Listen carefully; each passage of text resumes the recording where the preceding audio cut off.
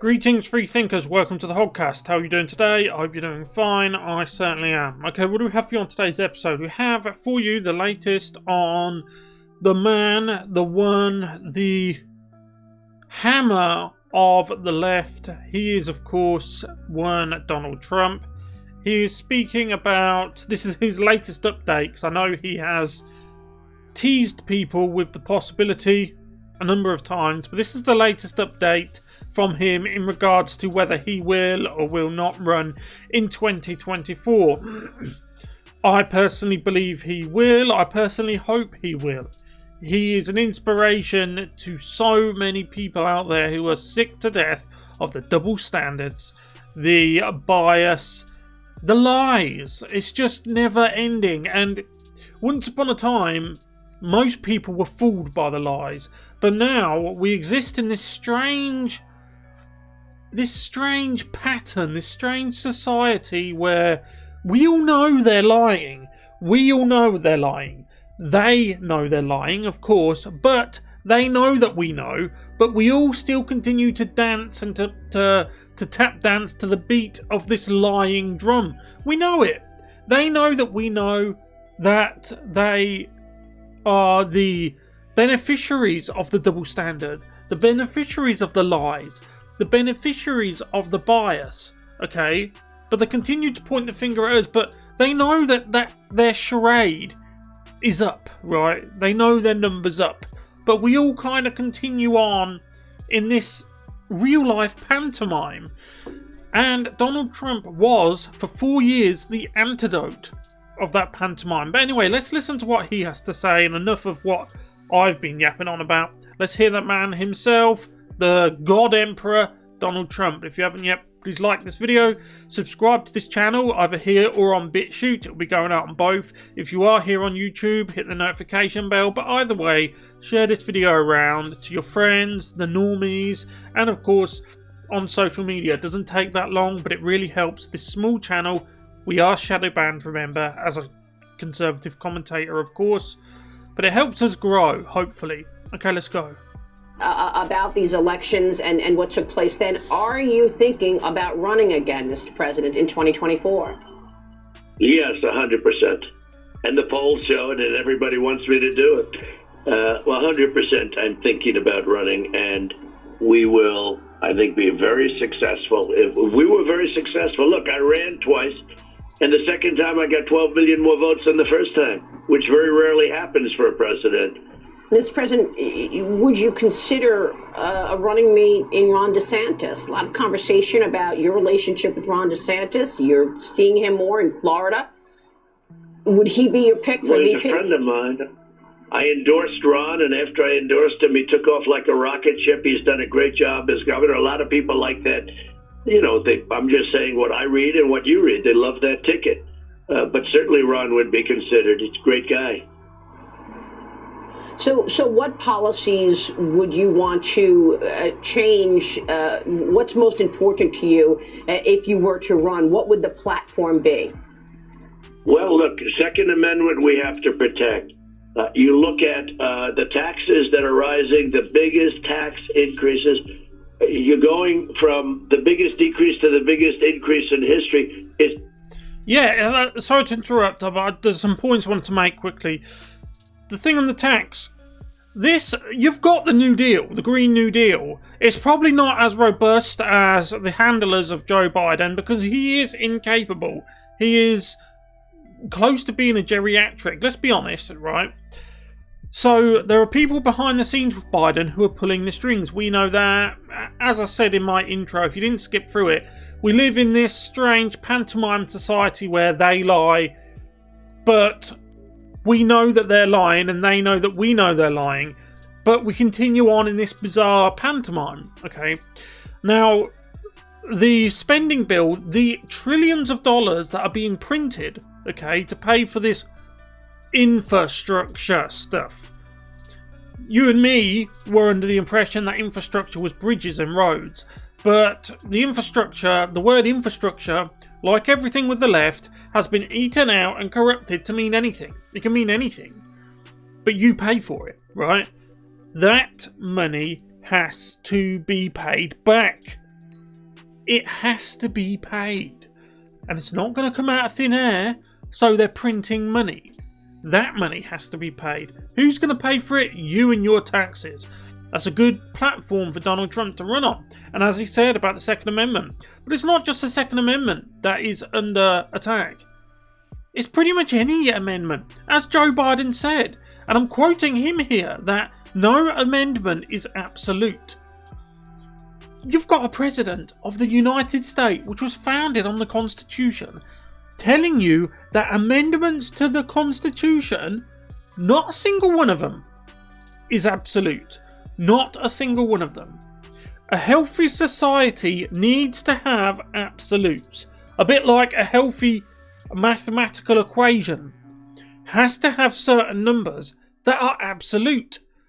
If you had variable numbers, then every time you ran the calculation, you would hit a different result each time. You can't have a society that's as confused and arbitrary and, like that. You can't have a society like that. It's going to be a shock to all people, not rich people, all people. So they're giving the biggest tax increase in history. It's going to destroy the economy. The border has to be brought back to where I had it. We had it the best in the history of our country. And the wall would have been finished very quickly. They have to finish the wall. They have to get it finished. I would have had it finished 2 years ago, except that I got sued all the time. Every time we made a move, we got sued. It took 2.5 years to win all the lawsuits. I won the lawsuits. We built the wall. It's almost complete. They have to finish the wall. They have to do many things, and they have to leave our Second Amendment alone. They want to destroy our Second Amendment. Also, energy.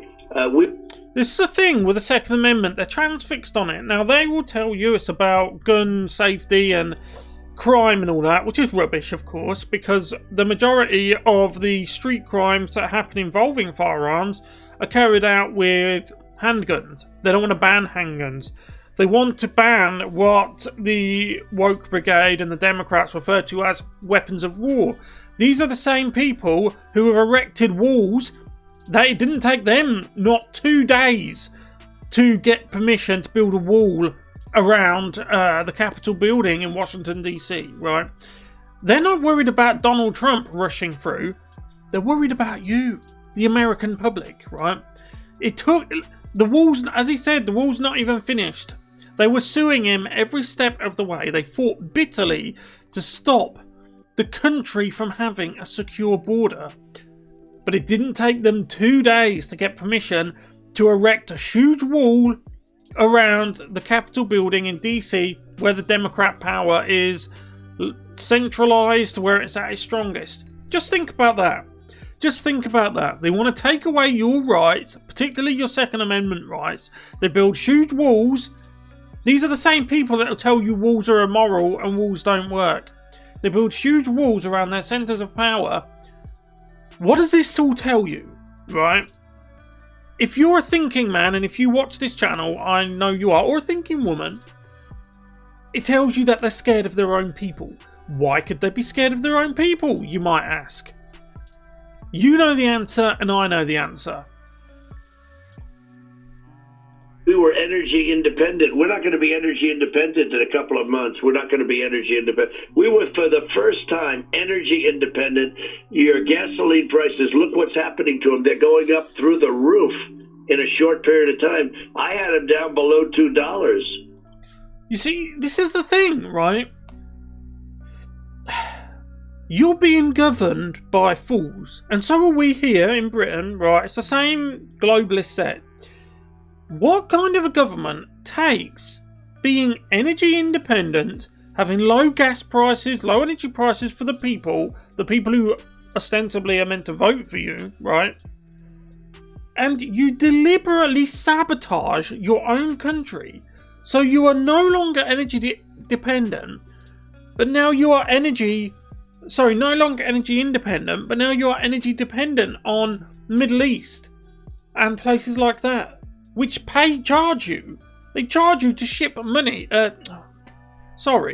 charge you to ship oil from the Middle East to the United States from Venezuela. They have huge oil deposits to the United States. Why would you do that? This is what I'm saying. The United States is governed by people who hate their own country. And we still had a strong energy industry. Now they're laying everybody off. Why did they lay them off? Look at the pipeline. The heads of that union should be fired because I was building the pipeline. I overrode the veto of the previous administration. So I'm building the Keystone Pipeline, the Dakota Access Pipeline. We're building all of that stuff. And they come in, they stop the Keystone Pipeline. Now they want to stop other pipelines that are already built. And all of these workers are out of business. The pipeline workers are out of business, and their union heads always support a Democrat. So they supported Biden. Those union heads should be fired by all those people that don't have a job, because if I were president right now, they'd all be working like crazy to build pipelines. So there is Donald Trump, the man himself, saying that he will think about running in 2024. I personally hope he does. With him being out of office, I often don't see him on, especially social media or TV, very much anymore. I mean, I don't have a TV anymore, but you see clips online of TV shows. That's what I mean. I haven't had a TV since 2012. I refuse to ever have one again, and the BBC will never get a penny off of me, I can guarantee you that.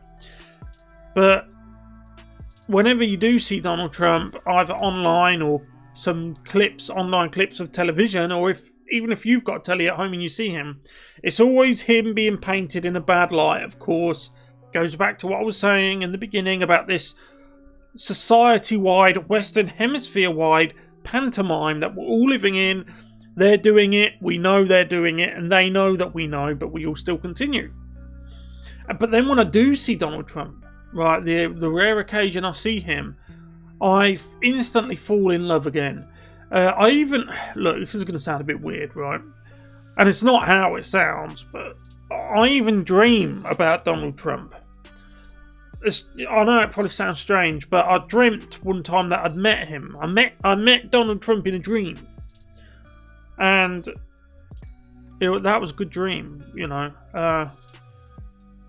When you have a country, whether this America or the United States or Canada, Australia, whatnot, where the people in charge and their allies in the mainstream media and big tech and so on and so on habitually shit on you again and again and again and again and again. When a strong man, a natural leader, emerges who is willing to put his own wealth, considerable wealth, on the line, they are of course trying to destroy Donald Trump and the Trump family's business. We all know that. They want him gone. They've just raided Rudy Giuliani. They're going to try and destroy everyone and everything associated with Donald Trump, because Donald Trump dared to take on the establishment, and for 4 years he won. They'll never forgive him for that. But when you see someone like this, an amazing man who's willing to risk everything for you and me, you can't help but love someone like that. Not just liking them and supporting them, it's love, right? You will throw everything you've got behind someone like that. And these type of people have emerged throughout history, right? Throughout history, people have paid severe prices when the person that they love and support has lost the war, whichever war that might be. But they paid those prices, and they knew that if their side didn't prevail, they were going to pay those prices. But they paid it anyway because they loved that man. They loved that leader. They loved the idea, the concept, the belief, the goal, the ambition, the vision. And all of those things, in my eyes, my own eyes, are what Donald Trump encapsulates. All of those things. Anyway, look, I'll leave it there. Who knows if he'll run? Maybe he will. Maybe he won't. I do hope he will. Just society is ruined. I mean, it's what they're doing is just beyond. It's too much. It's too much. It's hard to put into words the emotions I feel when I think about everything that happens with big tech censorship, with the raiding of Giuliani's office and the things like that, the Roger Stone incident, the levels of double standards, bias and prejudice. It's hard to verbalise how I feel about that, you know. But look, let me know what you guys think about his running chances, whether he will or not run in 4 years, 3.5 years time. I'd love to hear from you. If you haven't yet, please like this video, subscribe to the channel here or on BitChute. If you are on YouTube, then hit the notification bell. But either way, share this video around. We are shadow banned and reduced, and Susan Wojcicki calls the actions that YouTube takes on conservative commentators. We are all reduced. That's what happens if you're conservative and have conservative ideas in the 21st century. So if you could share this around, that might combat this a little bit. Anyway, thank you for watching. I'll see you in the next one. Goodbye.